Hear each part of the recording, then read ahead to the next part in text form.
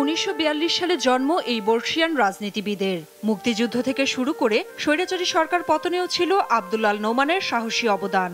ছাত্রজীবন শেষে মাওলানা ভাসানীর হাত ধরে যোগ দেন শ্রমিক রাজনীতিতে। অংশ নেন ৭১-এর মুক্তিযুদ্ধেও। 1981 সালে যোগ দেন শহীদ প্রেসিডেন্ট জিয়াউর রহমানের প্রতিষ্ঠিত দল বিএনপিতে। 1991 সালে প্রথম সংসদ সদস্য নির্বাচিত হন চট্টগ্রাম থেকে। একাধিকবার নির্বাচিত এই সংসদ সদস্য 2 বার মন্ত্রী হিসেবেও দায়িত্ব পালন করেন। 83 বছরের এই বর্ষিয়ান রাজনীতিবিদ মঙ্গলবার সকালে রাজধানীর একটি বেসরকারি হাসপাতালে শেষ নিঃশ্বাস ত্যাগ করেন। পরে ধানমন্ডির বাসায় তার মরদেহ আনা হয়। এ সময়ে আত্মীয় স্বজন ও তার দীর্ঘদিনের রাজনৈতিক সহকর্মীরা মরদেহ দেখতে আসেন। দাফন হবে রাউজান গহিরে, ওনার গ্রামের বাড়িতে, চট্টগ্রামে। বিএনপি জাতীয়তাবাদী শক্তির একজন নেতাকে হারালো। নোমান ভাই যে আদর্শিক চেতনাকে ধারণ করত শহীদ রাষ্ট্রপতি জিয়াউর রহমানের,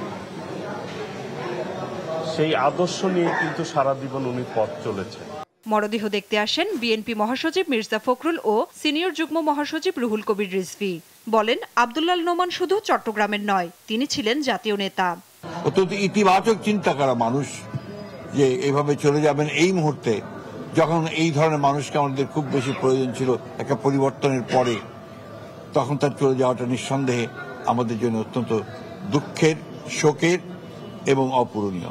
এই ধরনের জনঘনিষ্ঠ একজন মানুষ, যিনি মন্ত্রিত্ব করেছেন এবং বিরোধী দলের রাজনীতি করেছেন, সব দিকে তার যে অভিজ্ঞতা, আজকের যে রাজনৈতিক পরিস্থিতি, বর্তমান যে দেশের অবস্থা, এইখানে এই ধরনের একজন রাজনীতিবিদের যে পরামর্শ অতীব গুরুত্বপূর্ণ ছিল।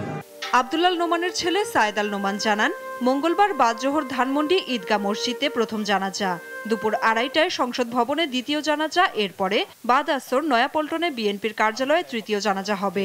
প্রথমে 2:30টায় হবে পার্লামেন্টে, তারপরে বাদ আসর আমরা পার্টি অফিসে হবে, আর চট্টগ্রামের পরবর্তীতে হবে, সেটা আপনারা জানবেন।